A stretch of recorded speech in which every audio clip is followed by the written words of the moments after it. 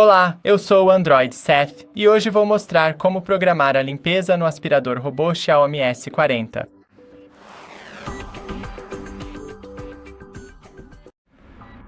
Primeiro, abra o aplicativo Xiaomi Home e clique nos 3 pontos no canto superior direito. Em seguida, agende a limpeza. Desculpe. Aqui, clique neste sinal de mais e a limpeza começará no horário de início. Selecione aqui a hora de início. Confirmar. Limpeza completa da casa. Se você tiver as limpezas personalizadas, poderá selecioná-las aqui, assim como o modo de limpeza e a frequência de repetição. E é isso. Não se esqueça de deixar um like e até a próxima.